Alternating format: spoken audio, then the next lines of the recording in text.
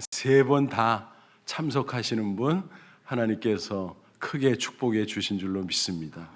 근데 어떻게 하다 보니까 오늘 처음 나왔네요. 이런 분이 혹시 있을지 모르겠어요. 그분들도 마지막 날 하나님께서 피날레로 주시는 큰 은혜를 받을 줄로 믿습니다. 그래서 이번 성회를 통해서 여러분 개인과 가정이 변화되고 교회가 변화되고, 이게 세트예요. 세트. 각각 노는 게 아니에요. 다 연결되어 있어요. 그래서 여러분들이 승리의 기쁨에 충만하게 앞으로 계속 나아가시기를 주님의 이름으로 축원합니다. 여러분, 신앙이 개인적이에요, 공동적이에요? 예? 공동적이에요? 그거 먼저 얘기하면 안 되는데. 개인적이죠. 우선. 그죠? 그렇잖아요. 내가 하나님과 1대1 관계 속에서 나의 하나님, 나의 주님 그렇게 믿고 고백해야 되잖아요. 그죠? 누구든지 주의 이름을 부르는 자는 단수잖아요. 단수. 그죠? 저를 믿는 자마다, 그죠? 구원을 받으리라. 멸망치 않고 영생을 얻는다. 그랬잖아요. 그래서 신앙은 개인적이에요. 내가 하나님 믿고, 내가 예수 그리스도 믿고, 내가 성령님 믿고, 내가 주와 동행하는 것입니다. 맞죠? 그래서 이런 얘기가 있어요. 이것도 지어낸 얘기예요. 가상 얘기야. 그러니까 그냥 새겨 들으세요. 성경적으로 뭐 직접적으로 연관성은 없는데, 어떤 사람이 평소에 주일날마다 아침에, 남자분이에요. 부인하고 신랑이가 버리죠. 부인은 좀 교회 좀 가, 교회 좀. 왜 집에서 주일날 빈둥빈둥하면서 교회를 안 가는 거야? 교회 가야 구원받고 교회 가야 복받고 그러는데. 그때마다 이 남편이 뭐라고 받아치냐면은, 당신이 우리 집 대표잖아. 대표로 갔다 와. 그렇게 얘기하니까 그냥 또 주일날 또 막 싸우고 뭐 기분 상하면 안 되니까 그 정도까지 하고 돌아서서 이제 혼자 주일 예배를 다니다가 세월이 흘러갔어요. 근데 안타깝게도 부부가 나란히 죽게 됐어요. 그래서 나란히 천국 문 안까지는 갔어. 근데 천국 문 앞에 천사가 이미그레이션 통과해야 된대. 입국 심사를 받아야 된대. 그래가지고 먼저 남편부터 오세요. 그러니까 남편이 당당하게, 왜냐하면 우리 집 대표 선수 아내가 뒤에 서 있거든. 빽이잖아. 그래가지고 당당하게, 어디서 왔습니까? 대한민국 서울특별시 서초구 방배동에서 왔습니다. 그러니까는 그러냐고, 거기 잘 사는 동네인데 참 잘 살다 오셨네. 근데 예수는 믿었어? 그거는 오물오물 되니까. 어느 교회 다녔냐고. 그러니까 머리를 극적극적 하더니, 제가 다닌 건 아니고 우리 집 대표 선수로 저 뒤에 우리 집사람이 다녔다고. 그 새순교회 있잖아요, 새순교회. 그때 천사가 뭐라 그랬을까요? 그렇군요. 참 부인께서 훌륭하시네. 그러면은 부인만 대표로 들어오세요. 남편은 딴 데 가서 알아보세요. 그랬다는 이야기입니다. 지어낸 얘기죠. 각각 신앙이에요. 도매금이 없어요. 신앙은 각각이야. 내가 하나님 믿고, 내가 예수 믿고, 내가 성령님 믿고, 그래야 구원받고 하나님의 은혜 가운데 승리할 줄로 믿습니다. 근데 신앙이 거기서 그치는 건 아니야. 개인적 신앙으로 시작을 하지만 그 신앙이 교회 공동체를 통해서 공동적 신앙으로 발전합니다. 반드시 연결됩니다. 그래서 십자가가 어때요? 십자가. 수직선, 수평선. 그죠? 이 수직선, 여러 가지 상징적 의미가 있지만 왜 하필이면 하나님께서 십자가 상징을 쓰셨을까? 물론 대속의 죽음이라는 게 제일 크지만 또 이 십자가를 통해서 우리에게 주시는 메시지가 있어요. 뭐죠? 하나님과 나와의 수직적 관계, 또 나와 이웃의 수평적 관계. 우리 인간은 사회적 존재잖아요. 하나님께서 태초에 우주 만물을 창조하시고 마지막 하나님 형상대로 인간을 만들 때 남자만 만들지 않고 여자만 만들지 남녀를 만들어서 부부가 되고 가정을 이루고 자식을 낳고 자자손손 번성하고 민족과 나라와 인류가 되게 하셨죠. 그죠? 그러니까 인간은 본래적으로 사회적 존재야. 공동체적 존재야. 그죠? 그다음에 신앙도 그렇게 해야 된다는 거예요. 개인적 신앙에서 출발하지만 섞여 살아야 돼. 그래서 인간이라는 말, 사람인자가 왜 이렇게 생겼는지 아세요? 이 혼자 설 수 없어. 그래서 이게 받쳐놓은 거야. 의지해야 돼. 누구를 의지해야 돼요? 하나님을 의지해야 돼. 그래서 인자예요. 이렇게 어떻게 제대로 썼어요? 그리고 간자는 뭐예요? 사이 간자는 사이. 혼자서 못 살아. 사람과 사람 사이에서 살아야 돼. 그래서 인간은 영적인 존재. 그래서 하나님과의 수직적 관계, 그리고 사회적 관계, 이웃과의 수평적 관계. 그 관계 속에서 살아야 마땅한 줄로 믿습니다. 그래서 우리 신앙도 개인적으로 출발하지만 교회 공동체 속에서 공동적이 되고 또 교회를 통해서 선교하면서 나라, 민족, 인류를 품고 공동적 미래로 나가야 된다는 거예요. 이해가 되세요? 그래서 우리가 신앙 생활하면서 제일 핵심적으로 고백하고 또 기도하는 게 있잖아요. 뭐예요? 사도신경. 내 신앙 고백하는 거죠. 물론 같이 예배 시간에 합창하면서 신앙을 고백하니까 그것은 개인적이기도 하고 공동적이기도 하지만, 그러나 그 사도신경 그 문장을 보면 어떻게 되어 있어요? 우리말 전능하사 천지를 만드신 하나님 아버지를 누가? 내가 믿사오며. 내 신앙 고백하는 거예요. 함께 하지만 각자가 내 신앙, 내가 믿는 거예요. 내가 성부 하나님 믿고, 내가 성자 예수님 믿고, 내가 성령 하나님 믿고, 내가 교회를 믿고, 그렇게 믿는 거예요. 내가 믿는 거예요. 그러니까 개인적이죠. 근데 주기도문은 어떻게 돼 있어? 하늘에 계신 우리 아버지요. 우리 아버지. 하늘에 계신 나의 아버지요. 이렇게 가르쳐 주지 않고 왜 하나님께서, 예수님께서 기도문을 가르쳐 줄 때 굳이 우리 아버지요 그랬을까? 공동적이라는 게 신앙이에요. 그래서 신앙은 어떻게 해요? 개인적이기도 하고 공동적이기도 하다라는 거예요. 그래서 신앙생활 잘하는 사람은 어떤 사람이냐? 에이 뭐 사람 보고 다니나? 하나님 보고 다니지. 맞는 말이에요. 근데 사람도 보고 다니셔야 돼. 하나님만 보면 안 되고, 물론 사람 보다가 시험 당하지는 마시고 사랑하면서 이웃을 보고 신앙생활해야 된다라는 거예요. 여러분 이해하셨죠? 그래서 신앙이 성숙하면 성숙할수록 개인적 신앙이 더 견고해질 뿐만이 아니라 공동적 신앙으로 나가야 된다라는 거예요. 그래서 성숙한 성도는 반드시 어떤 특징이 나타나냐면은 교회를 사랑해요. 믿는 성도들 한 사람 한 사람을 그리스도의 몸으로 모아주시고 각 지체가 되게 하셔서, 지체가 다 연결되어 있기 때문에 서로 귀히 여기고 서로 사랑하고 서로 연합하고 함께 기뻐하고 함께 복을 나누고 함께 주의 일을 감당하고, 이게 교회 공동체예요. 그래서 교회는요 너무너무 중요해요. 이 교회에 대해서 중요성을 깨닫지 못하면 신앙생활 막 흔들려. 진짜 너무너무 중요한 거예요. 여러분, 그래서 이 교회의 귀함을 절대 놓치지 마세요.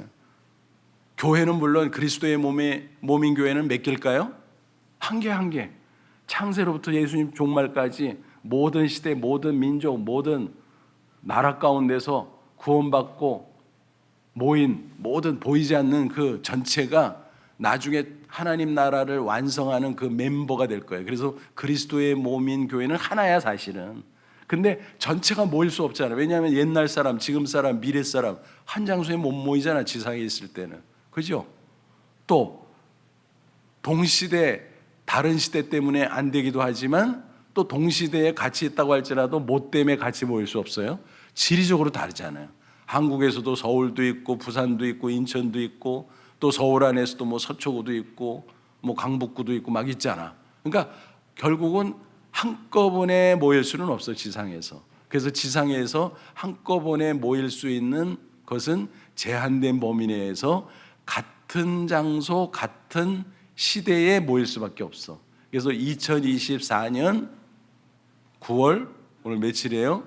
3일 현재 대한민국 서울특별시 서초구 방배동에 있는 새순교회에 모이는 거예요. 저희는 반포동에 있기 때문에 신반포에 모이는 거고, 그죠? 그걸 뭐라 그래요? 지역교회를 로컬 처치라 그래요. 그리고 그리스도의 몸인 교회는 우주적 교회에서 유니버설 처치라 그래요. 유니버설 처치 하나야. 이단이 아니라 이 안에 지역교회가 다 들어있는 거야. 또 한국교회, 미국교회, 아프리카, 뭐 차드교회, 영국교회, 프랑스교회, 브라질교회 등등. 무슨 말인지 아시겠죠? 그래서 예수 그리스도 안에서 다 하나야. 지리적으로 떨어져도 동시대에 다 하나고, 또 시대적으로 달라도 옛날부터 지금까지 미래까지 그 전체가 그리스도의 우주적 교회 하나인 몸이고, 그 안에 지역교회, 로컬 처치가 동일한 시간과 동일한 공간 장소에서 모이는 그 지역교회들이 그 안에 다 부분집합으로서 하나로 연결되어 있다는 거예요. 무슨 말인지 아시겠죠? 그래서 교회관을 잘 가져야 돼요. 그래서 현재 내가 동일한 시대 동일한 장소에 모이는 지역교회, 무슨 교회예요 여러분은? 새순교회, 저는 신반포교회. 이 교회를 그리스도의 몸인 교회에 나를 연결시켜주는 현실적 교회라고 꼭 기억하셔야 돼요. 그래서 이 교회를 통해서 신앙생활하는 거예요. 이 교회를 통해서 은혜 받고, 이 교회를 통해서 사역을 하고. 무슨 말인지 아시겠어요? 혼자 할 수 있는 게 아니에요. 요즘에 혼자 한다고 큰 소리 뻥뻥 치면서 그런 사람이 아이고 하나님하고 나하고 1대1 관계지 뭐. 그리고 지역 교회들이 어떤 교회도 또 문제가 있어 또 그거 보면 가슴이 아파. 왜냐하면 죄인들이 모이다 보니까 또 이상한 사람들이, 또 현실 교회 속에서는 알곡만 있는 게 아니잖아요. 가라지도 막 섞여 있다. 성경 예수님께서 복음서에 분명히 말씀하셨잖아요. 그러다 보니까 교회 안에도 문제들이 막 생기는 거예요. 그러면 그 문제를 보다 보면 시험을 당해. 교회가 왜 이래? 교회가 그럴 수도 있지. 왜? 가라지도 섞여 있는데 뭐. 불완전한 죄인들이 모였는데 그거를 넘어갈 줄 알아야 돼요. 그걸 넘어갈 줄 알아요. 따지고 보면 나도 부족하잖아. 제가 대학교 3학년 때 예수 믿고 4학년 졸업하려고, 저는 예수 믿고 한 달 만에 캠퍼스 사역을 했어요. 그 사연 얘기하려면 길어지니까 생략하고. 그러니까 너무 재밌어. 막 성경 가르치고 복음 전하고. 예수 믿고 한 달 만에 성경 가르쳤다니까 그룹 모아가지고 안 믿는 친구 후배들 모아가지고, 원래는 딴 친구한테 맡겼는데 이 녀석이 못한대. D-3일인가 그때. 못하면 어떻게 해? 그랬더니 네 알아서 해. 내가 지금 초보 왕초보 한 달밖에 안 됐는데 네 알아서 해. 그러고 휙 가버리더라고. 그래서 밤에 한심해가지고 하나님 앞에 기도했어. 하나님, 그 녀석이 휙 가버리고 나는 애들 잔뜩 모아놨는데 강의실까지 시간 다 잡아갖고 빈 강의실 이렇게 잡아놨는데 다 연락해. 그때는 휴대폰도 없잖아. 문자도 못 날리잖아. 다 찾아다녀야 되는데 뭐 그 흩어진 애들을 어떻게 다 찾아다녀. 하숙하는 애들도 있고 전화도 못 받기도 하고 막 이러는데 3일 전에가 어떻게 해. 그래서 그래도 초보라도 하나님 영광 가리는 거는 싫어가지고 그거 정도는 알았어요. 그리고 하나님한테 기도해서 하나님 나 어떻게 해요? 이렇게 애들 모아놨는데 애들 다 그냥 안 믿는 애들인데 내가 전도와 목적으로 성경 공부 그룹 만들어서 우리 친구 어느 단체 다니는 녀석이 있어가지고 그 성경 교재 좋아가지고 그거 좀 가르쳐주라고 부탁해가지고 다 묶어놨는데 이놈이 놈이라 그래야지. 화가 나니까 못한다고 막 그러고 가버렸어요. 회의가 어떻게 해? 그러니까 하나님이 네가 해 그러는 거예요. 그 녀석이랑 똑같은 말을 하네 하나님이. 그래서 내가 어떻게 해? 그랬더니 하나님이 분명하게 응답을 주셨어요. 2가지로. 첫째, 네가 모은 애들은 백지다. 너는 조그만다. 네가 아는 것만 가르쳐라. 그리고 2번째, teaching is learning.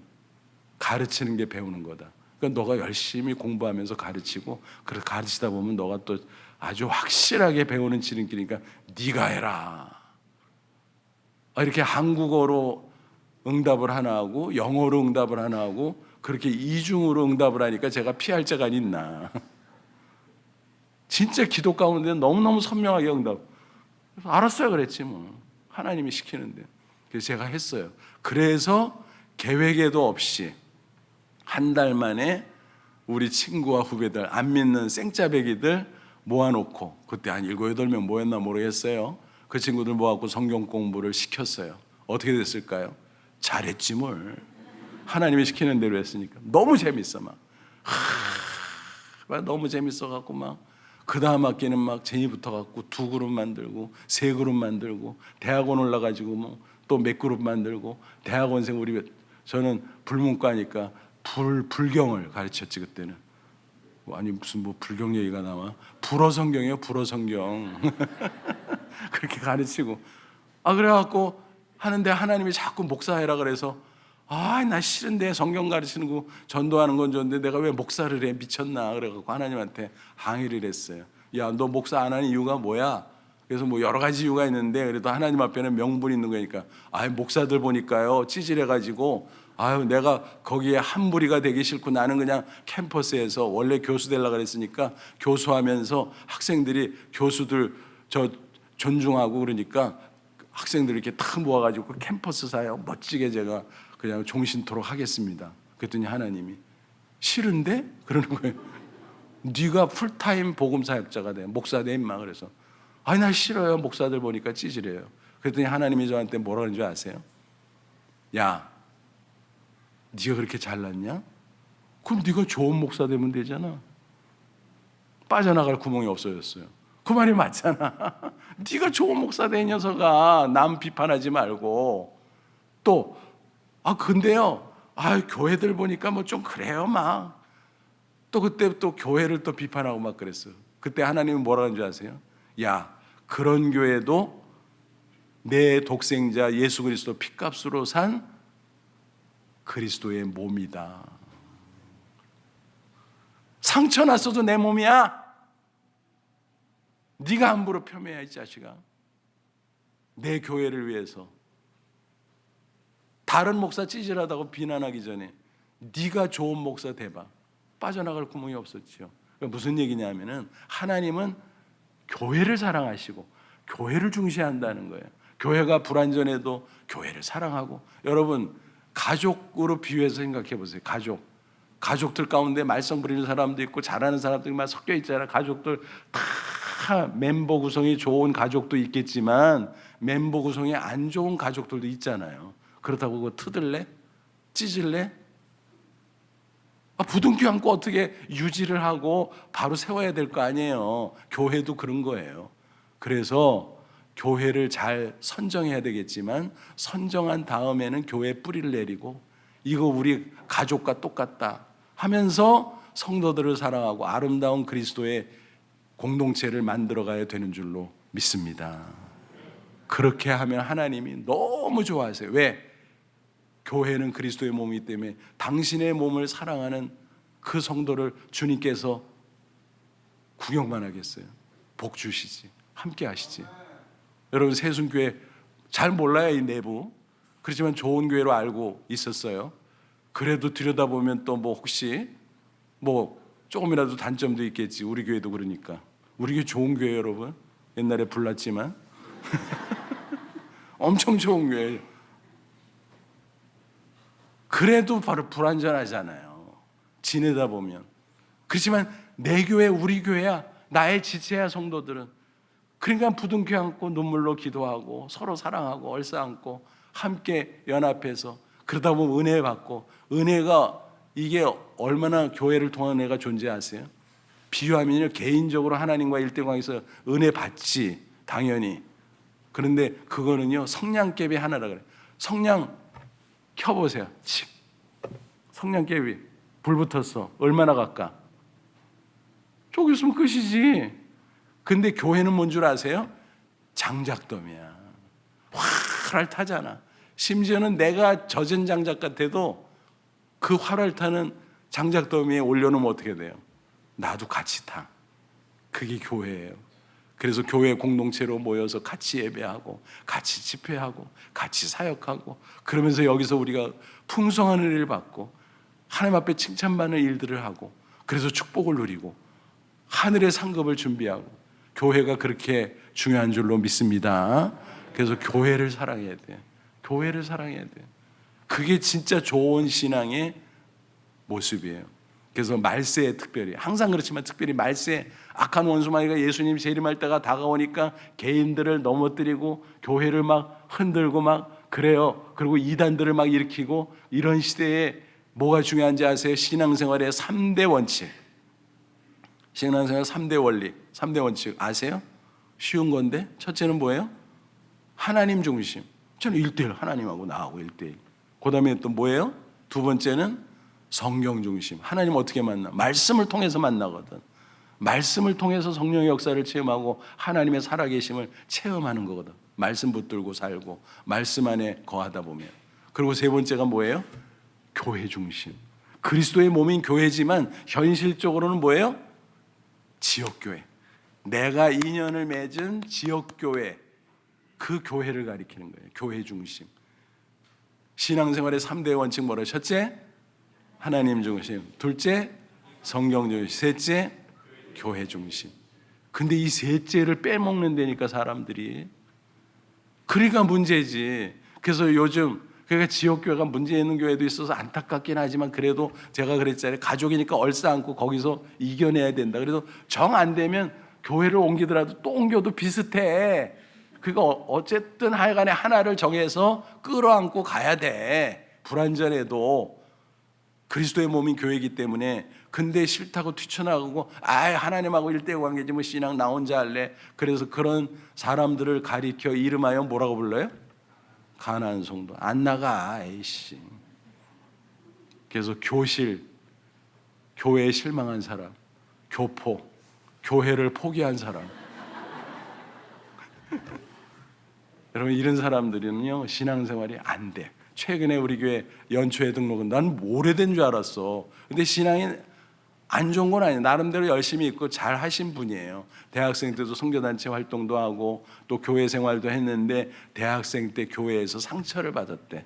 그래서 교회가 이런 거야. 그러고 뛰쳐나왔대. 그러면서 하나님 살아계시고 예수 하나님의 아들 나의 구주인 것을 믿으니까 어떡할까? 내가 혼자 열심히 해야지. 그래서 뭐 성경도 많이 읽고 신학서적도 탐독하고 막 조직신학도 공부하고 막 그렇게 했대. 근데 혼자 견뎌? 사회생활하다 보니까 이리 흔들리고 저리 흔들리고 자기 간증이야. 유혹받고 시험에 빠지고, 그리고 돌고 돌다가 저희 동네 이사 왔는데 어쩐지 교회 나가야 될 것 같아서 우리 교회 왔다가 은혜를 받아버렸어. 그리고 옛날에 세례받고 신앙생활 나름대로 개인적으로는 했던 사람이니까 중간에 막 시험도 당하고 방황도 많이 했지만, 그래도 뭐 기본 있으니까 또 금방 찬양대에서 또 끌어가서 찬양대 앉고 뭐 이거 하고 저거 하고 막 그러다 보니까 이 사람이 은혜 받아버렸어. 그랬다가 단기 선교를 갔다 왔어. 캄보디아. 완전히 너무너무 감격스러워하고 자기는 천국을 경험하는 것 같아. 교회 공동체 속에서.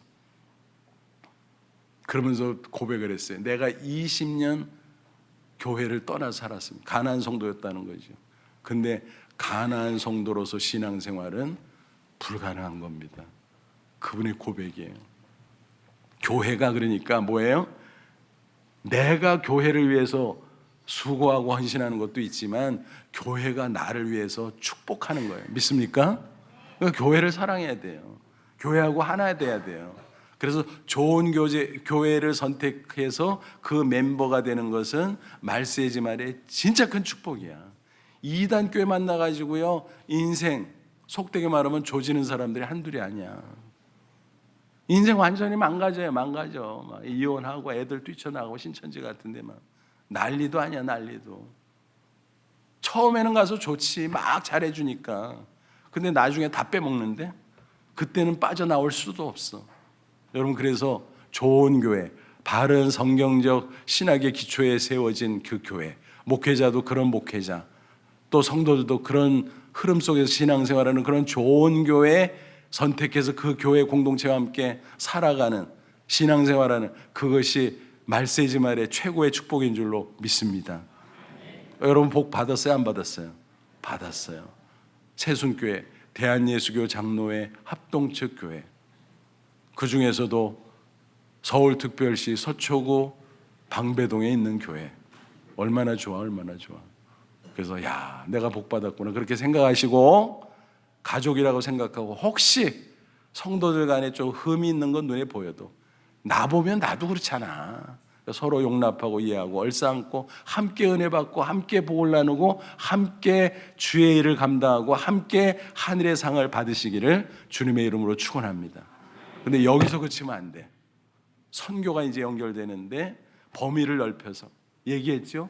예루살렘 우리 교회 중심이야. 이 동네 유대 국내 사마리아 이주민 땅끝 해외 그렇게 우리는 전 세계를 품고 복음을 전하고 그리스도의 사랑을 실천해야 될 뭐가 있어요? 사명이 있는 거예요. 그게 주님의 지상명령이야. 그 중에서도 내가 태어난 이 땅에 나와 똑같은 얼굴을 하고 사는 이 대한민국과 우리 대한민국 민족, 국민 사랑해야 됩니다. 품어야 됩니다. 그래서 성경을 봐도요, 신실한 성도의 신앙적 특징 중에 하나는 뭐냐면 이웃을 사랑하는데 특별히 뭐예요? 애국자야, 애국자. 애국애죠. 애국신앙이야. 예수님도 예루살렘에서 눈물 냈잖아요. 이스라엘 백성을 위해 인류를 구원하러 왔지만 당신이 유대인으로 태어났기 때문에 유대인 이스라엘 백성을 위해서 눈물로 기도하셨다라는 거예요. 사도 바울도 마찬가지예요. 그가 예수 믿고 회심한 이후에 그가 이방인 선교사로 곳곳에 이방인 복음 전했지만요, 곳곳에 가서 제일 먼저 찾은 곳이 유대인 회당이야. 그래서 아직 예수 모르는 사람들이 먼저 전하고 그 다음에 이방인 전했어요. 그리고 자기 형제들, 자기 친척들 예수 안 믿고 멸망해 가는 거 그걸 너무너무 가슴 아파하면서 로마서 9장 1절부터 3절 보니까 자기 고육, 자기 형제, 친족들이죠. 그 사람들이 잘못되면 안 된다. 그 사람들의 구원을 위해서 내가 저주받고 예수님에게서 끊어질지라도 나는 그들의 구원을 원한다 그랬어요. 그러니까 그렇게 애국신앙인들이야 다. 종교개혁가 가운데 존 낙스 같은 사람은 그 당시 영국 국교에 메리 여왕이 막 핍박을 했거든요. 개신교도. 그때 기도하면서 종교개혁운동을 일으키면서 뭐라고 선포하기도 했냐면 하나님 나에게 스코틀랜드를 주십시오. 아니면 차라리 내 목숨을 가져가십시오. 그러니까 자기 민족을 사랑하는 사람이었어요. 다 성도들은, 그리스도인은. 우리도 마찬가지예요. 여러분 3.1운동 그 당시에 먼저 김이 독립선언서를 태화관에 모여 33인이 선포했잖아요. 그때 33인 중에서 몇 명이 기독교인이요? 16명, 거의 50%. 그죠? 근데 그 당시 우리 그 한국 민족 가운데 크리스찬의 그 퍼센테이지가 1.7%인가 그래요. 그러니까 어마어마한 거예요. 그러니까 애국신앙을 가질 수밖에 없어, 그리스도인은. 그래서 저와 여러분도 이 시대를 위해서 교회를 사랑하지만 그 다음으로는 뭐를 사랑해야 된다고요? 나라와 민족을 사랑해야 돼. 그리고 더 나가서 인류를 사랑해야 돼. 그렇게 하시기를 축원합니다. 오늘 그 이야기를 시간 주어지는 범위 내에서 제가 하도록 하겠습니다. 여러분 감사하게 우리가 몸담고 있는 대한민국, 우리의 조국은 한마디로 표현하면 어떤 나라일까요? 기적의 나라예요. 기적의 나라. 왜 기적의 나라인가? 여러분은 다 알지만 한번 정리를 한번 해볼게요. 조선 시대 마렵, 나라가 기울어지는 가면 대한제국, 이름만 거창하게 대한제국이지만은 국권을 탈탈당했잖아요. 일제에 의해서 강점되고, 그죠? 그래서 그거를 속았다. 강제로 그 나쁜 놈들 몇 명이 나라 팔아먹었다. 그러니까 우리는 일본한테 나라를 넘겨준 적이 없다. 그래가지고 항거한 것이 만세운동이고 독립운동이고 그러잖아요. 그래서 1919년 1919 3월 1일 3.1 만세운동 기점으로 전국에 만세운동이 쫙 퍼졌고 독립운동가들이 국내적으로 해외적으로 막 하고 그러면서 그것이 기폭제가 되어서 상해에 임시정부가 수립이 됐잖아요. 그건 뭐예요?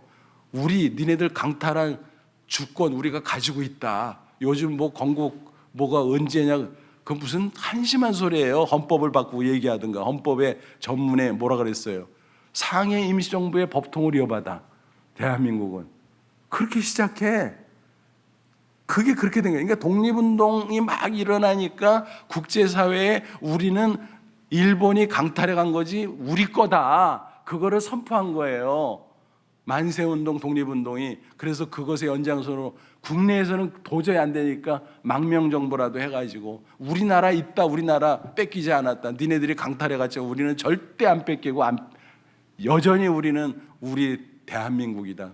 그래서 국호도 그렇게 전하고 그때부터 시작한 거 아니겠습니까? 그거 교과서에 다 배우고서 요즘에 왜 허튼 소리에 헌법 고치고 얘기하든가. 헌법이 고쳐지겠어요 그게? 우리나라 헌법인데. 그렇잖아요. 그래가지고 독립운동이 뭐 국내 해외 그리고 상해 임시정부 중심으로 이렇게 해가지고 하다가 우리나라가 45년에 해방됐잖아요. 광복. 얼마 전에 79주년 지나갔잖아요, 여러분. 이게요, 하나님의 기적이에요. 왜 그러면 하나님이 미리 국권을 찬탈당하지 않도록 막아주시? 그것도 하나님의 섭리지요. 연단을 위해서 그러신 것 같아요.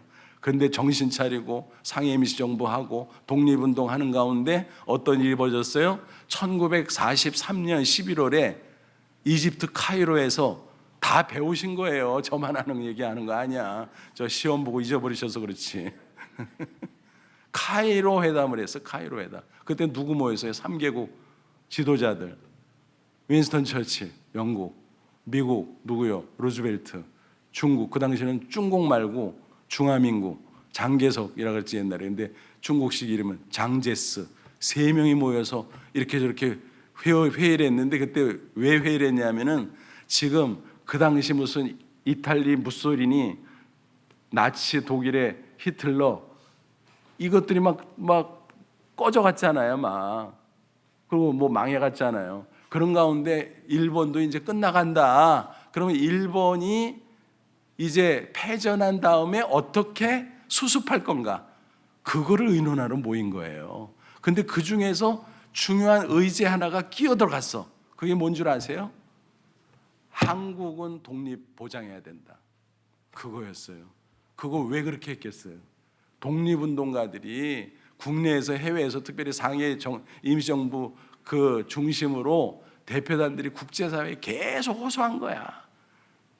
우리는 일본이 아니다. 저놈들이 뺏어갔다. 우리나라 멀쩡하게 있다.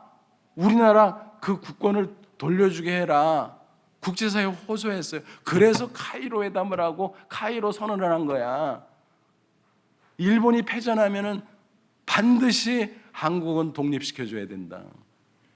그렇게 회의를 했는데 하나님의 놀라운 섭리가 있었던 거예요. 그러니까 독립운동가들이 아무것도 안 한 게 아니라 그런 밑받침이 있었어요. 그런데 그 가운데 하나님께서 기적적으로 섭리하신 거지. 어떻게 섭리했을까요? 1945년 독일 나가리, 죄송합니다. 일본 말이지 그것도.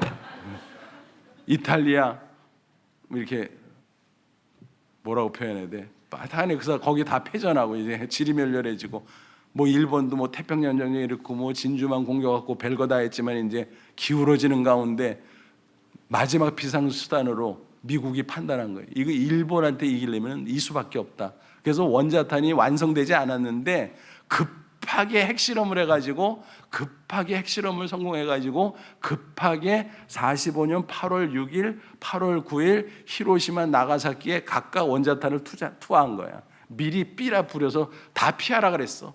근데 믿은 사람은 피했고 안 믿은 사람은 그냥 무시하다가 20만 명이 사망했어. 그러니까 버틸 수가 있어요, 일본이. 아무리 군국주의 나라고 뭐 막 그러고 난리쳤지만. 그래서 일왕이 항복선언했잖아. 그래서 그 바람에 우리가 하루아침에 해방된 거죠. 그런데 독립운동가들의 그 조금 아까 설명했잖아요. 그거를 무시하면 안 돼. 그분들의 수고, 그러니까 독립유공자들 뭐 보험부 통해서 이렇게 막 우리가 대우를 하잖아요. 그분들을 절대로 폄하하면 안 돼. 독립운동가 후손들이 얼마나 가난하게 사는지 아세요? 친일파 후손들 떵떵거리고 사는데 그 현실은 현실대로 우리가 직시할 줄 알아야 돼. 뭐 누구를 미워하자가 아니라 역사를 알고 오늘 우리가 어떻게 할까 해야지. 역사를 지워버리고 숨겨버리고 왜곡하고 얘기하면 얘기가 안 되는 거야. 그런 독립운동의 열화 같은 것에 해서 카이로 선언이 있고 미리 독립에 대해서 의논을 다 해놨기 때문에 강대국들이 일본이 패전한 다음에 해방이 된 거예요. 근데 그 직전에 이제 일본이 막 패전하는 걸 느끼잖아요. 원자탄 맞기 직전에. 그러니까 일본 당국에서 무슨 수를 썼냐면, 이거는 일반 교과서에 나오는 거 아니고 선교사들을 통해서 증언된 거야. 그래서 기독교 역사 신학자들이 얘기하는 거예요. 뭐라 그랬냐면은, 일본 당국에서 가만히 생각해 보니까 판세가 자기네가 큰일 나게 생겼어. 그리고 미국이 쳐들어올 것 같아. 그래서 미국이 혹시 한반도를 진입해서 하면은 이 조선인들 가운데 미국 사람들하고 미국 군대하고 합작할 사람들이 누군가를 생각해 본 거야. 그거를 차단해야 되잖아요. 자기네가 저항하려면. 누구겠어요, 여러분? 선교사들이 와 있으니까 누구겠어요?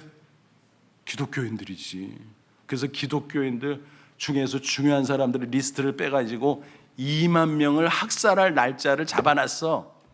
그게 날짜가 뭐냐면 45년 8월 18일. 광복 맞은 그 일이 없었다면 그 3일 후에 그런 일이 벌어지는 거예요. 얼마나 소름이 끼쳐요. 근데 원자탄마하고 항복해가지고 8월 15일에 우리나라가 해방된 거예요. 그게 없었다면 8월 18일에 2만 명의 주요 기독교 인사들이 학살을 당할 뻔했다라는 거예요. 우리나라도 문제지만 일본이 만약 그 짓을 했다면요, 일본 저 나라는 지구상에 존재하지 않았을 거예요. 왜? 하나님이 그거 보고 가만 놔두겠어요? 그러니까 자기네도 천만다행이에요. 미리 항복한 게. 저는 그렇게 해석해요. 웃자고 얘기하는 게 진짜예요, 진짜. 그렇잖아요, 여러분. 그러니까 하나님의 섭리가 얼마나, 그러니까 독립운동가도 애썼어요. 또 선교사들은 일제 강점 이전부터 이 땅에 와가지고 뭐 우리 이 땅의 근대화를 도왔잖아요. 각지에다가 뭐 복음 전해서 교회 세우고 병원 세우고 학교 세우고 근대 무슨 이런저런 단체 기관들을 세우고, 그래서 서울을 비롯해서 전국 주요 도시 가서 제일 오래된 학교 찾아보세요. 사립학교 뭐예요? 선교사들이 세운 학교야. 제일 오래된 교회 보세요. 선교사가 세운 교회야. 제일 오래된 병원 찾아보세요. 선교사가 세운 거예요. 그러니까 선교사가 우리나라 근대화를 그렇게 도와준 거야. 그러니까 그들의 수고, 독립운동가들의 헌신, 그러나 하나님의 결정적인 섭리가 이 나라에 해방을 주었고, 해방 이후에 안타깝게 분단됐지만 그래도 반쪽알이 남한이라도 대한민국 정부 수립을 하도록 해준 거예요. 그리고 그 과정 속에서 8월 15일 정부 수립이 됐는데 5월 30일, 왜냐하면 헌법도 만들고 그래야 나라가 정부가 수립이 되니까. 상해 임시정부 때부터 시작됐다 그래도 그거는 아직까지 뭐 이렇게 체계적으로 된 게 아니잖아요. 어디까지나 임시정부니까. 그래서 정부를 수립하기 위해서 이제 헌법을, 물론 상해 임시정부도 헌법 같은 게 있었어요. 근데 그거를 아주 규모 있게 체계화해서 헌법을 제정하느라고 재헌의회가 모였어. 5월 31일 날 처음으로 국회에서. 근데 그때 의장이 누구였는지 기억하시죠? 이승만 박사. 그때는 박사가 없어갖고 맨날 이승만 박사, 이 박사, 이 박사 그랬어. 그분이 장로님이잖아. 그분이 의장이야. 그리고 의원들이 쫙 앉아 있는데 이 이승만 의장이 뭐라 그랬냐면, 여러분 우리 조국이 일제강점기에서 이렇게 고생하다가 하나님의 뜻과 섭리 가운데 이렇게 우리가 해방을 맞이하고 재헌의회로 모였습니다. 대한민국 정부 수립을 위해서. 그러니 뭐라 그랬을까요? 우리 다 같이 기립해서 하나님 앞에 감사 기도를 드립시다.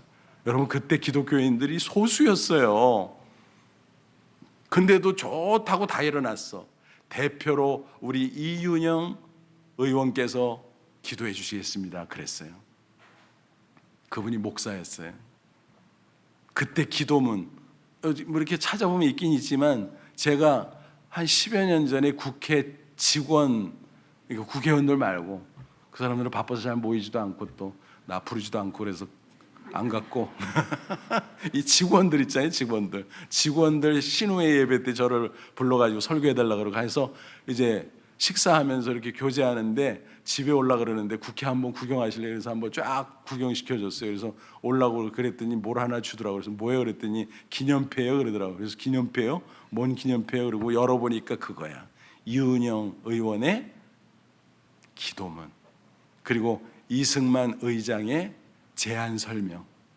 야, 보니까 구구절절 하나님 은혜 감사하고 구구절절 대한민국의 미래를 하나님의 손에 맡깁니다. 이 대한민국의 미래를 축복해 주시면 너무너무 감동적이었어요. 그래서 제가 뭐 강사비는 못 받았지만 그런 데 가서 강사비 받으면 안 되죠. 그래가지고 그걸 보고 얼마나 제가 귀한 선물을 받았는지, 사례 받은 거지. 사례, 큰 사례를 받은 거죠. 그래서 그거를 지금도 잘 간직하고 있어요.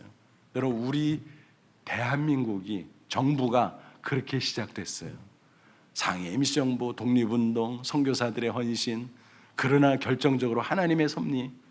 그래서 광복을 맞이하고 재헌국회 생기고 대한민국이 시작이 되고, 근데 안타깝게도 1950년 6월 25일 새벽 4시에 남침했잖아요. 그때는 주일이었어요.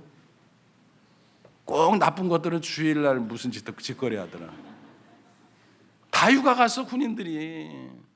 근데 어떤 사람들이 정신 나간 사람이 북침 주장하잖아. 아니, 휴가 보내놓고 북침하냐? 주일날 새벽에? 논리적으로 하나도 안 맞죠.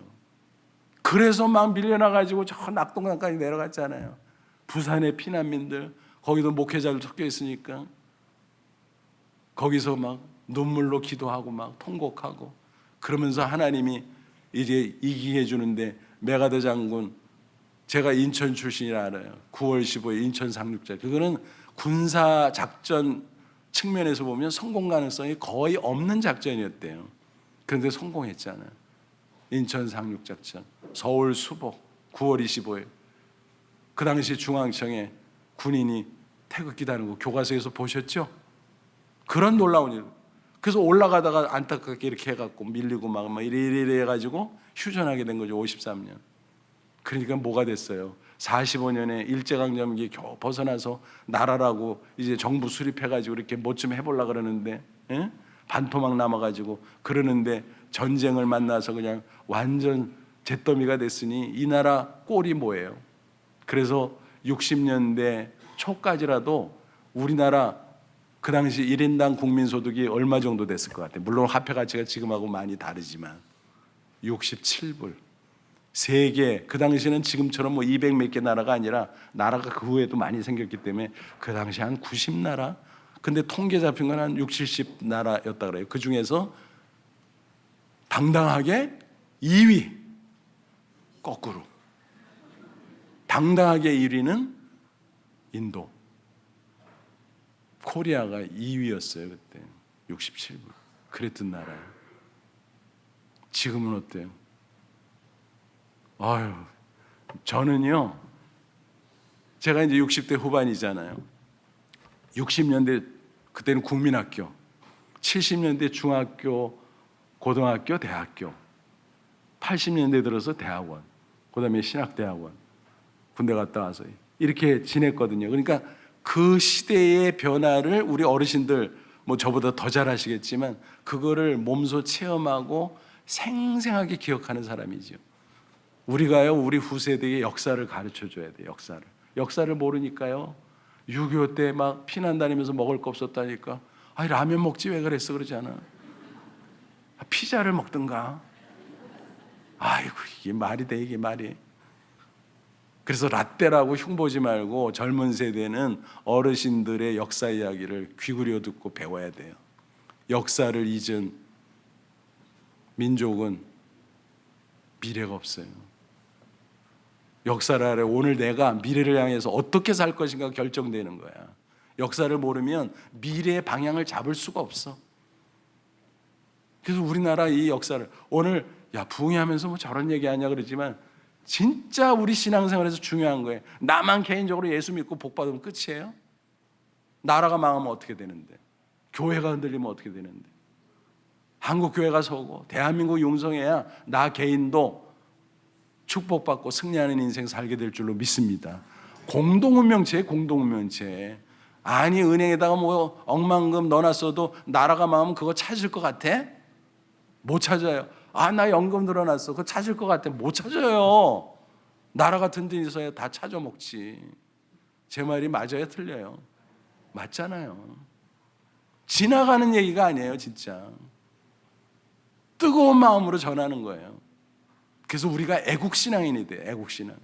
나라를 위해서. 여러분, 아까 6.25 때 그 눈물로 회개하면서 기도한 사람들이 있었어요.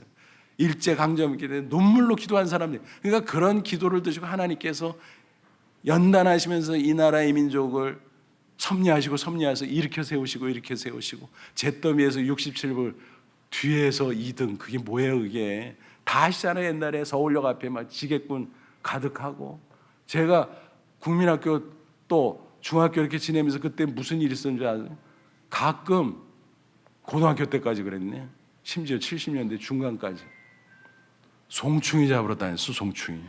도시락 싸가지고 그때 이제 나무젓가락 까가지고 송충이를 도시락 까먹고 송충이 나무젓가락으로, 그거 기억나세요? 우리 어르신들?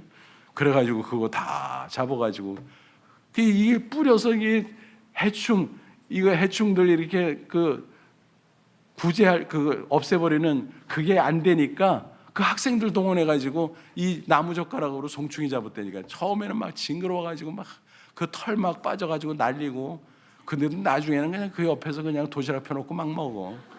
익숙해지니까 다 하더라고. 그리고 이제 그때는 쌀이 모자라, 보릿고개. 쌀이 모자라서 근데 지금은 그냥 뭐예요? 좋은 건강식으로 보리밥 먹잖아. 근데 그때는 못 사는 사람들이 보리밥만 먹었어. 흰쌀만 먹어. 엄청 부자야. 그리고 국가적으로 장려했어. 혼식, 분식 장려. 분식은 저 원조 받아서 이거 밀가루 포대 그거 받아가지고 먹으니까 그거는 좀 뭐 싸게 먹을 수 있으니까. 그래서 보리밥이나 아니면은 분식 먹으라고 그거 장려하고 막 그랬어요. 학교에서도 막 도시락 연락 그러고 조사했어. 제가 고등학교 1학년 때인가 몇 학년 때인가 그거 담당이었잖아요. 혼식 조사원. 담임 선생님이 저를 딱 지명했어. 너 애들 그 당시 한 학급에 한 60명 되는데 혼식 조사하래. 혼식. 그래서 혼식 50% 이상 몇 프로, 뭐 30% 이상 몇 프로, 혼식 하나도 안 하고 부자라고 힘박 가져온 애들 몇 프로. 그래서 통계를 매일 제출해야 됐어. 그래서 부잣집 애들은 그거 조사할 때 걸리지 않으려고 그 꽁보리가 가져온 애들한테 좀 얻어갖고 위에다가 이렇게 덮었어. 위장하느라고. 생각나세요, 우리 어르신들? 그런데 그 조사원을 했는데 그게요, 얼마나 힘드는지. 저는 너무 고지식한 사람이었거든요. 예수 믿기 전에서. 정확한 통계를 내야 돼. 정확한 통계를. 전원을 조사해서 프로테이지를 정확하게 해서 딱딱딱딱 해가지고 담임 목사님한테 딱 제출해야 되는데, 아이고 이놈들이, 놈이라고 불러야지 화가 나니까, 이놈들이 밥을 점심시간에만 먹는 게 아니야. 1교시 끝나면 도시락 까놓고 먹고, 그러면 부지런히 가서 조사해야 되잖아. 근데 2교시 끝나고 또 먹는데 섞이잖아. 1교시에 먹었던 놈들이 또 2교시에 또 먹어. 그리고 2교시에 처음으로 도시락 꺼내놓고 먹는 놈, 3교시 또 그러고 4교시 그러고. 나는 그럼 그거 조사하러 다니고 그것도 헷갈리고 막, 나는 언제 점심 먹냐? 그래가지고 막 무지무지 1년 동안 고생했어요. 아유, 그때 고생한 거 생각하면 막 지금도 막 너무너무 힘들어. 그게 혼식 조사원이었어요. 그런 시대가 있었어. 더한 얘기해 줄까요? 전국 일제 쥐잡기의 날. 학교에서 숙제 내준 것 중에 하나가 뭐냐면은 쥐꼬리 20개 몇 월 며칠까지 제출하기. 쥐 잡은 거를 다 가져올 수 없으니까 꼬리만 잘라가지고. 아이고, 이렇게 징그러운 척 하지 마세요. 그때 다 그러고 살았어, 우리. 그러고도 잘 살았어. 지금보다 행복했어, 어떻게 보면. 그러니까 이 집에서 잡으려고 쥐약 놓으면은, 쥐돈 놓으면은 이 쥐들이 똑똑해가지고요, 옆집으로 이사가. 그리고 이 동네에서 하면은 저 동네로 이사가. 이게 소탕할 수가 없어. 그래서 날을 정해. 맨날 몇 월 며칠 몇 시부로 일제 쥐약 놓고, 쥐약도 다 보고를 해. 그리고 쥐돈 놓고, 그래서 일제 쥐 소탕 작전 신문에다 막 광고하고 막 그랬어. 그렇게 살았어요, 우리가. 그렇게 살았다고.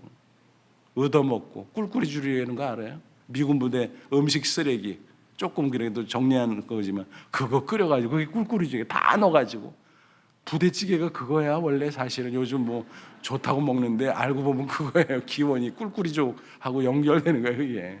그래가지고 그거 얻어먹고 살고 그렇게 살았던 나라예요. 제가 무슨 나이가 그렇게 엄청 많은 게 아닌데 제 입에서 이런 얘기들이 막 줄줄. 이거는 그냥 책 보고 얘기한 게 아니야. 체험적 이야기예요. 체험적 얘기. 그렇게 살았어요. 그렇게 살았다고. 이 나라가 이 민족이 이 백성이. 근데 지금 부자 됐다고 거들먹거리고 있잖아. 정신 못 차리고. 어떤 때는요 저는 문득문득 그래요. 야, 우리나라가 이렇게 된 게 실화냐? 실화지.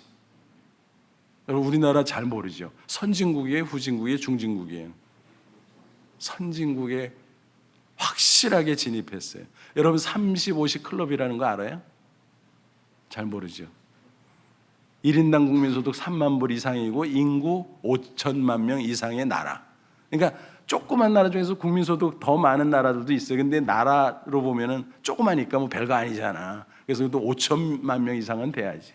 그러니까 3만 불 이상 5천만 명 이상. 요게 30, 50 클럽인데 그게 전 세계에 몇 개 나라가 있을까요? 7개국이야. 우리나라가 들어 있으니까 얘기하겠죠. 2018년에 대한민국이 7번째로 그 클럽에 들어갔어. 한국이 그런 나라예요. 무역 규모 1조 4,700억 달러인가 뭔가. 그래가지고 6위야 6위. 수입, 수출 합친 그게 무역 규모잖아요. 무역 규모. 그게 세계 6위야 6위. 경제 규모는 10등까지 올라갔는데 지금 조금 뒤쳐져 가지고 13위야. 200개가 넘는 전 세계 나라 중에서. 믿어져요? 그게 실화예요, 실화. 우리도 모르게 그냥 그렇게 돼버렸어. 대단한 나라가 돼버린 거예요. 그리고 이상하게 한류바람, 한 20여 년 전에 한류 얘기할 때 사람들이 놀렸어요. 무슨 한류는 무슨 그러다 마는 거지 뭐. 한국 주제에 뭐 우리도 그랬고 다른 나라 사람도 그렇고. 근데 한류가 지금 난리도 아니야. 제가 이제 목회자 세미나라고 인도네시아 같은 데 가서 이렇게 하잖아요. 하루 종일 며칠 동안 목회자 세미나를 하는데 강의하고 중간에 쉬는 시간이 있잖아요. 쉬는 시간에 화장실 갔다 와야 되잖아요. 나도 사람이니까. 화장실을 갔다 오기가 너무너무 힘들어. 왜 그럴까요? 쉬는 시간에 막 뛰어서 내 앞으로 막 쫙 와. 뭐 하려고? 사진 찍자고. 그 순간은 제가 한류 스타가 되는 거야. 그 사람들 목회자들이에요. 일반 사람도 아니야. 목회자들인데도 막 와가지고 막 뭐 사진 찍자고 막 옆에 해서 그 사진 다 찍다 보면은 강의 다음 시간 해야 되잖아. 그럼 나 어떻게 화장실 가? 그래서 막 뛰어갔다가 와. 그러고서 또 1시간 하고서 이제 쉬는 시간 하면은 또 와. 그게 얼마나 희한해요. 그리고 우리가 어느덧 뭐가 됐어요? 네이티브 스피커가 됐어. 코리안 네이티브 스피커. 한국어로 가서요 가르치면서 선교해요. 그런 시대가 됐어. 한국 음식이요 환장해. 저 딸이 뉴욕에 사는데 백인들도 한식당에 막 줄을 선대요. 난리도 아니래. 난리도요.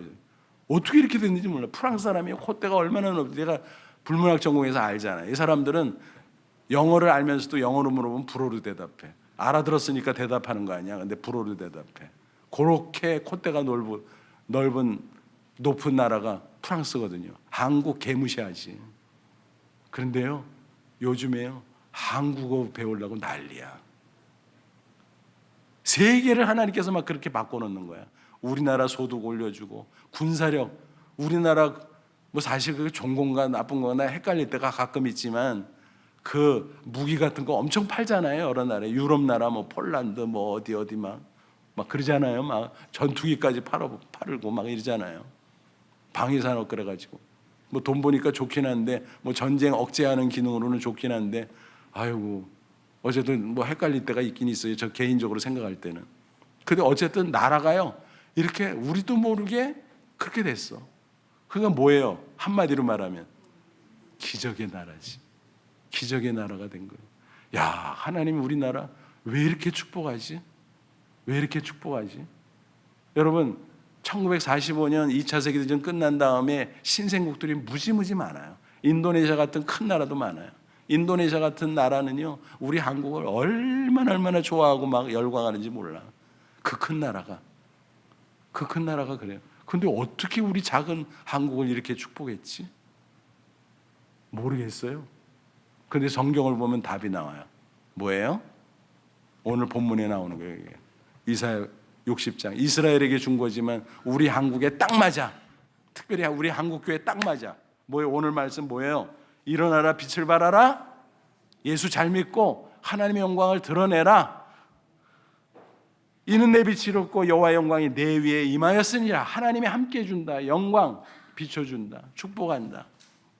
보라, 어둠이 땅을 덮을 것이며 캄캄함이 만민을 가질. 오직 여호와께서 내 위에 임하실 것이며, 다 캄캄해도 우리에게 하나님께서 영광과 빛을 주실 것이다. 그의 영광이 내 위에 나타내니 나라들은 내 빛으로, 왕들은 비치는 내 광명으로 모여 나오리라. 그래서 이스라엘을 중심으로 수많은 사람이 들어와서 하나님의 백성이 되듯이 이 신약 시대를 사는 우리 한국 교회를 통해서 세계의 만민이 몰려오는, 그래서 하나님의 백성이 되는 놀라운 선교의 역사를 이루시겠다는 하나님의 약속의 말씀이에요. 그런데 구약 이스라엘은 실패했어요, 성공했어요? 실패했어요. 그러나 하나님은 실패하지 않아요.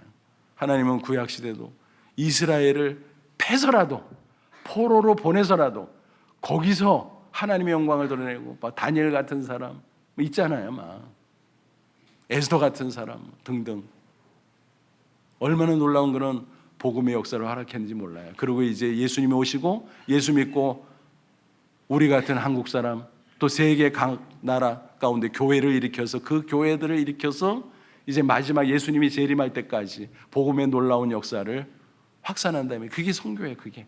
그래서 가까운 동네, 국내, 이주민, 해외, 그렇게 해서 막 온 세계를 하나님께서 막 그 선교하는 거예요. 그래서 이게 끝나는 그날 예수님이 재림하는 거예요. 마태복음 24장 14절 뭐예요? 이 천국 복음이 모든 민족의 증언되게 온 세상에 전파되리니 그제야 끝이 오리라. 그 전까지는 예수님 안 오세요. 근데 조짐을 보니까 예수님이 올 때가 굉장히 가까워졌어. 선교 상황을 보니까 막 하나님이 막 섰거나, 공식적인 선교사는 지금 다운이 되고 있어요. 근데 그거를 보완하는 놀라운 일들이 벌어져요. 코로나 때문에 막 걱정하고, 코로나 때문에 큰일 났다, 선교 다 죽고 어떡하지? 다 죽는 게 어디서 하나님이 살아계신데. 그래서 이런 말이 있어요. 세상에서 절대로 망하지 않는 사업이 있다. 두 가지가 있다.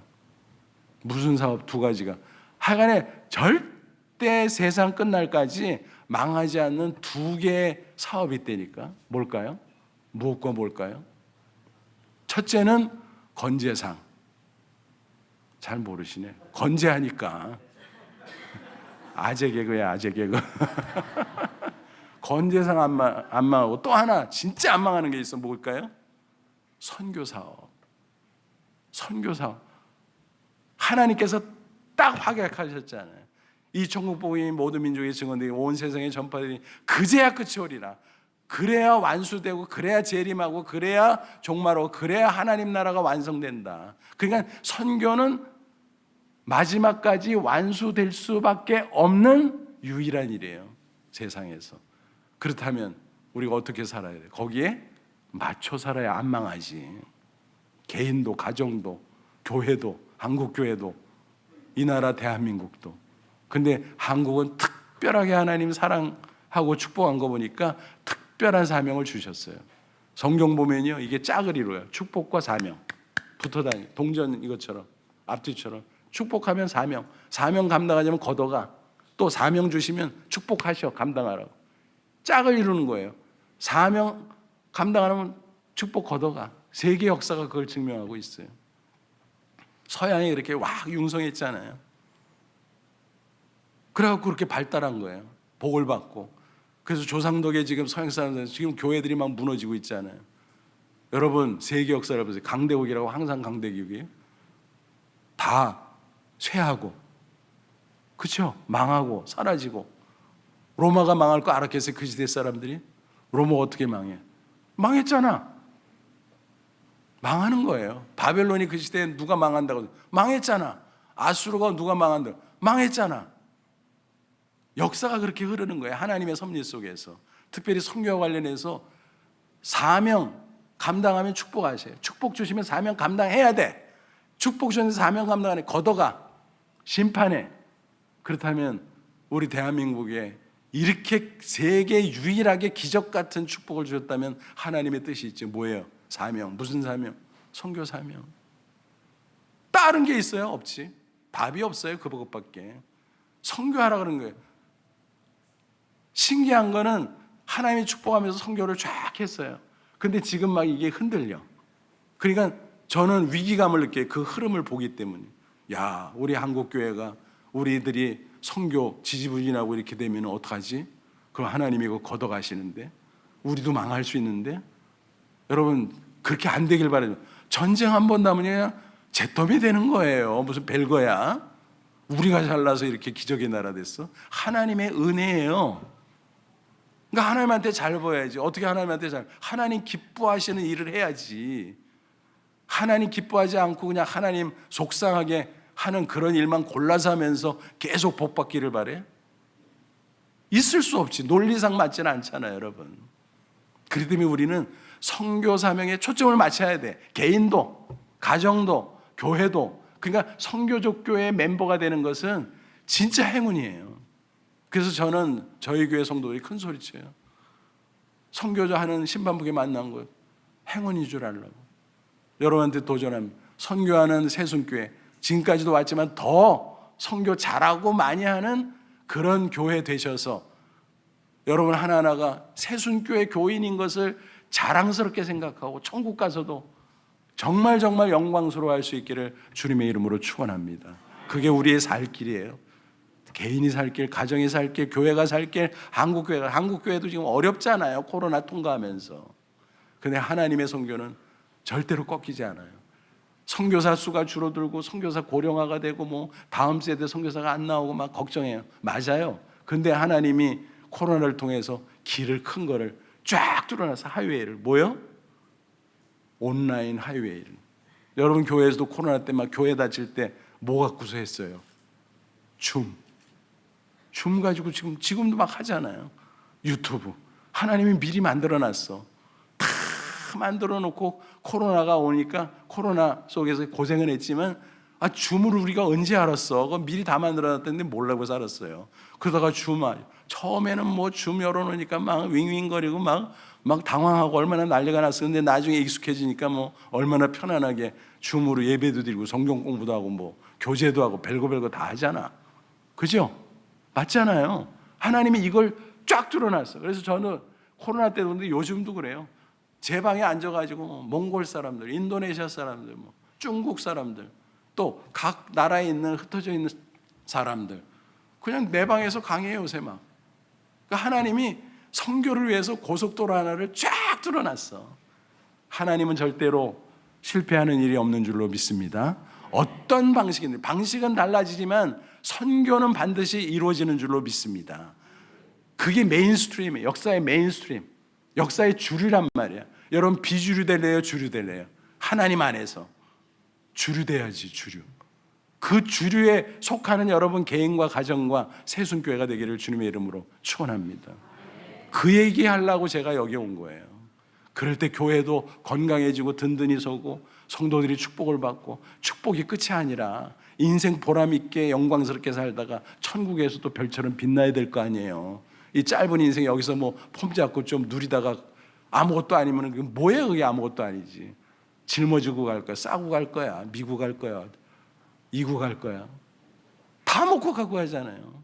그러니까 그거 다 쓰고 가야 돼. 내 건강도 쓰고 내 재능도 쓰고 내 물질도 쓰고 내 시간도 쓰고 복음을 위해서 나도 즐겨야 되지만 누려야 되지만 사명을 위해서 그렇게 하자면 어느 의사 선생님이 얘기해요. 이분은 신실한 크리스찬이 나름. 그래서 항상 부담이 있었어요. 내가 의사가 됐는데 의료 선교를 좀 해야 되는데 근데 너무 바빠. 그래가지고 결단을 못해서 교회에서 의료 선교 가는데 참여하지도 못하고 그래서 다음에 그러다가 세월이 막 갔어요. 그래서 그 다음에 나이가 좀 드니까 그래 내가 은퇴한 다음에 조금 일찍 은퇴해가지고 내가 열심히 의료 선교 해야지. 근데 병 들었어요. 의사는 병 안 들어요? 자기가 전공한 병 들어서 돌아가시는 분도 있는데 그러니까 그때 후회 막 심은 내가 젊을 때 휴가 내서 내가 젊을 때 병원문 좀 닫고 의료 선교할 걸. 의료 선교할 걸. 지금은 시간밖에 남는 게 없잖아. 아프니까.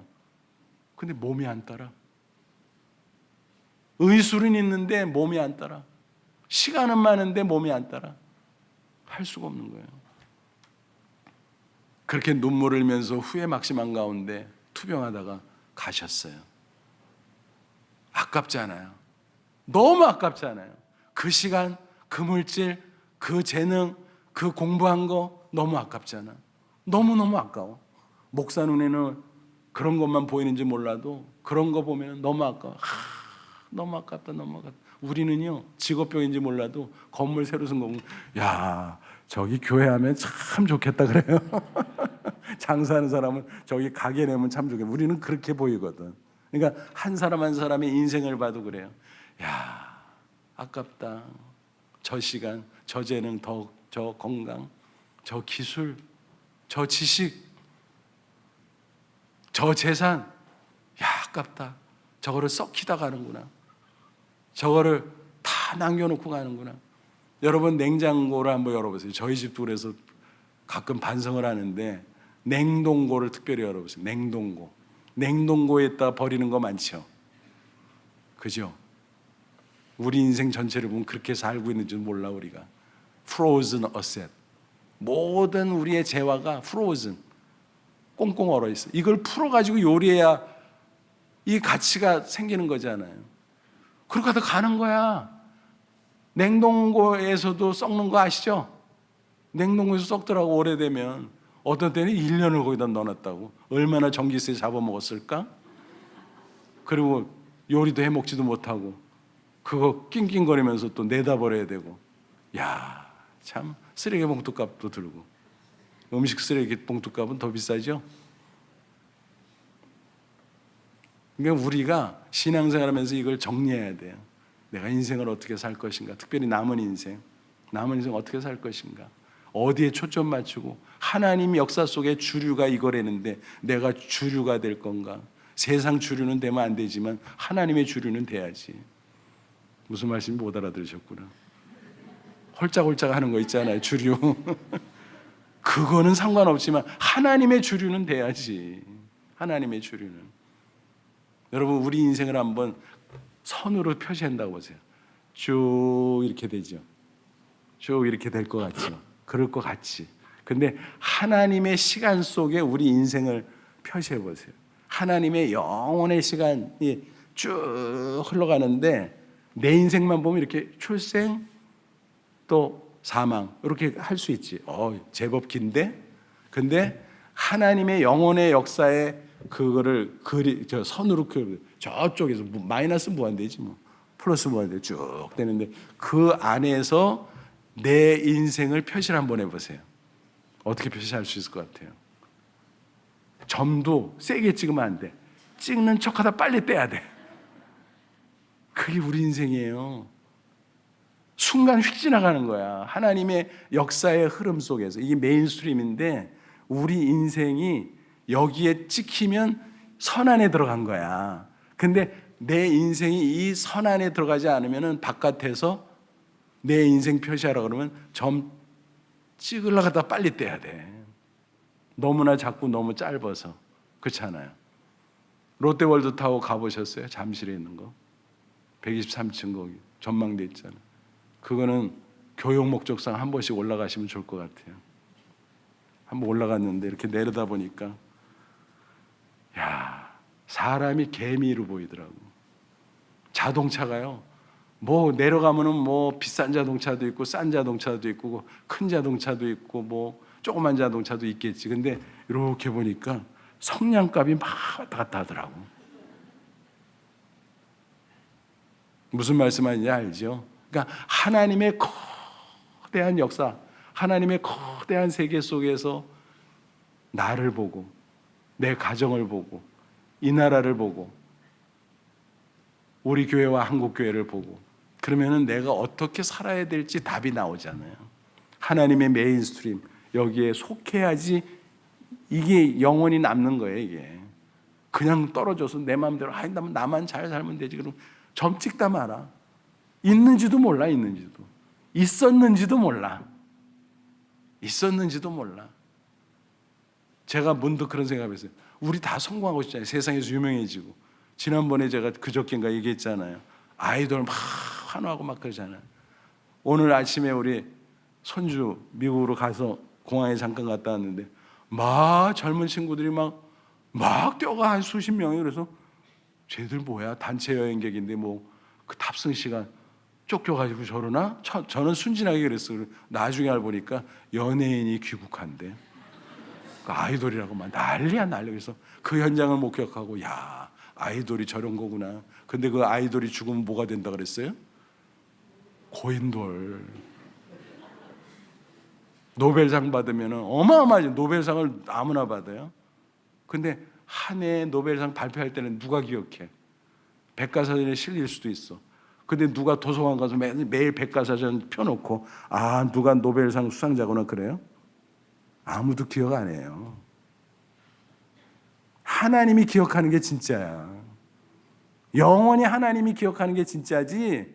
세상에서 뭐 신문에 나고 백과사전에 실리고 뭐 사람들이 환호하고 그거 휙 지나가는 거예요. 그게 나쁘다는 게 아니라 그거보다 엄청난 가치가 있는 것을 알고 그것에 초점을 맞추자 이런 얘기예요. 그게 인생을 바로 사는 것이고 그게 기쁨이고 보람이고 축복이고 영원한 천국의 영광이고 그렇다는 거예요. 그게 바로 선교적 삶이에요. 그것에 하나님이 주신 그 사명에 초점 맞추고. 그렇다고 여러분 저도요 놀러 갈 때 있어요. 놀지도 말고 그러는 게 아니에요. 그냥 전 재산 바치려는 게 아니에요. 하나님이 우리에게 낙을 주셨어요. 즐기세요 인생. 그냥 즐기지만은 말라 이 말이에요. 즐기기도 하지만 하나님 앞에 헌신하고 그 균형을 맞추면서 우리가 살자 이 말이에요. 자녀들도 마찬가지. 무조건 주지 마시고 선교적 삶을 가르치고. 여러분 그렇게 제가 얘기했잖아요. 재산을 물려주는 거는 조금 물려주는 거죠. 저는 맨날 노래 부르듯이 이 말을 해요. 재산 물려주는 거는 조금 물려주는 것이고 공부시키는 거는 많이 물려주는 것이고 신앙을 물려주는 것은 특별히 선교적 신앙을 물려주는 것은 전부 주는 거다. 전부. 하나님 주는 거잖아. 하나님 나라 주는 거잖아. 영원의 시간을 주는 거잖아요. 신앙을 물려주는 거는. 그렇게 살자 이거예요. 우리 다음 세대가 무너지고 있어요. 여러분 주일학교는 안전하십니까? 대한민국 전국교회 보면요 주일학교들이 막 줄어드는 데서 이제는 걷잡을 수 없이 문을 닫아요.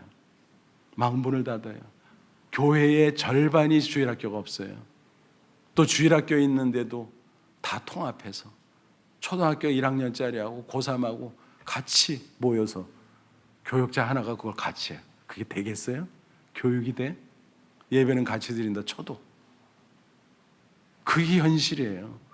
여호수아가 죽고 나서 여호수아 다음 세대 사사기 2장 10절 보니까 여호수아 세대가 떠나간 후에 다음 세대가 뭐가 됐다 그러니 다른 세대라는 말이에요. 다른 세대. 다음 세대가 신앙을 이어가고 하면 되는데 신앙이 끊어졌어. 광야를 통과하고 가나안 정복을 하면서 살아계신 하나님을 체험했던 그 신앙의 세대들이 가면서 남은 신세대들이 죄나 짓고 하나님을 이론적으로는 알지만 살아계신 하나님을 체험적 신앙이 없고 그래서 사사시대가 여호수아 다음 세대로부터 시작이 되면서 사사시대는 신앙을 잃어버리고 우상숭배하고 음란하고 타락하고 범죄하고 그러다가 망한 계속해서 저주받은 그런 암흑시대가 돼버리고 말았다라는 거예요.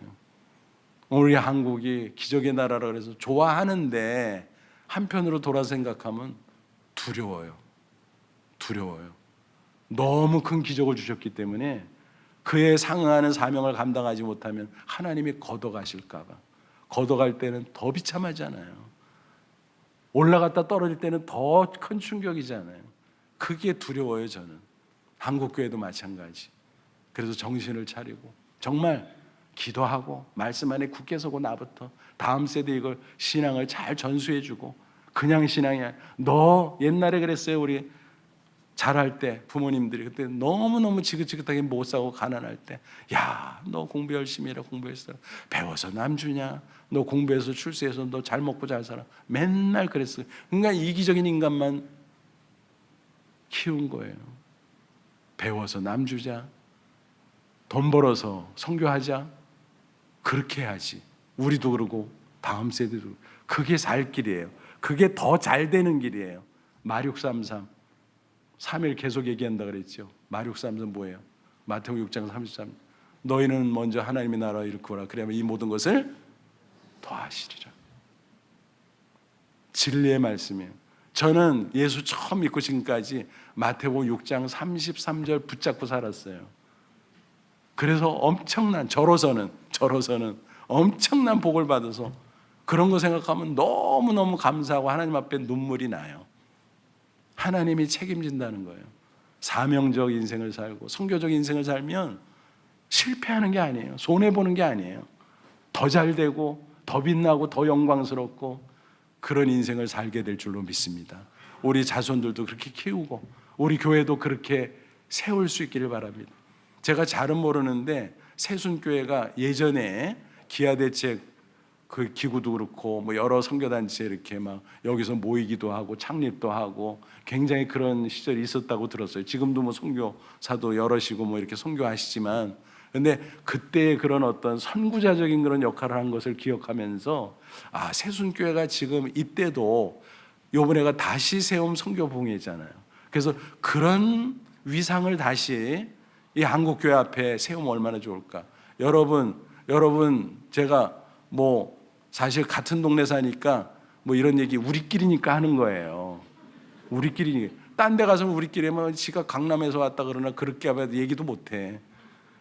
강남의 축복이 있잖아요. 솔직히 말해서 하나님이 특별하게 축복해 준 게 있잖아요. 우리가 그렇잖아요. 집값도 많이 오르고. 솔직히 말해서 딴 데는 안 올라요. 딴 데는. 제가 이제 우리 가족들이 인천에 많이 살아. 인천은 아파트 값이 안 올라. 구축은 그냥 그대로 있어.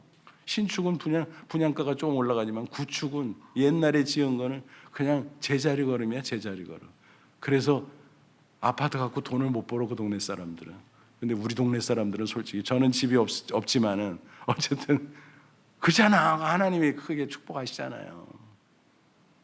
그런 것에 대한 부담이 있어야 된다는 거예요. 우리가 부담. 그래서 그렇게 해서 선교적 삶을 살고, 뭐 돈 많이 내는 말씀 아니에요. 종합적인 얘기라는 거예요. 그래서 우리 새순교회가 그런 역량이 있잖아. 영적인 역량, 물질적인 역량, 그런 역량이 있잖아. 또 교회 역사가 있잖아. 그러니까 이 시대에 다시 한번 우리 목사님 중심으로 또 우리 장로님들, 교역자들, 우리 권사님, 집사님, 성도들 진짜 힘을 딱 합쳐서 한국교회 앞에 멋있는 그런 교회, 선교적 교회의 모델로 우뚝 설 수 있기를 정말 축원합니다. 그래서 개인적으로도 잘 되고 애국도 하시고 세계 인류 역사 앞에 공헌도 하시고, 거창하게 말은 거창한 게 아니고 선교하면 그렇게 되는 거예요. 그래서 천국에 올라가서 영원한 하나님 나라에서 정말 그때 자랑스럽게 영원히 기뻐하고, 야, 새순교회 잘 다녔지? 그래 말이야. 많고 많은 교회 중에 새순교회 다니기를 진짜 잘했어. 그런 고백을 할 수 있기를 바랍니다. 3일 동안 선교봉회로 함께해서 저도 행복했습니다. 저는 선교 메시지를 전하면 신이 나.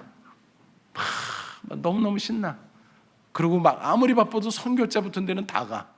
부르기만 하면. 안 불러줘서 그러지, 불러주기만 하면 나이가는 막 가. 국내고 해외고 지방이고 서울이고 막 가요. 그래서 너무 저는 개인적으로 이번 3일이 정말 기쁘고 행복했습니다. 아무쪼록 다시 세움 성교부흥회 주제는 뭐라고요? 성교하는 교회, 행복한 성도. 그대로 다 되시기를 주님의 이름으로 축원합니다.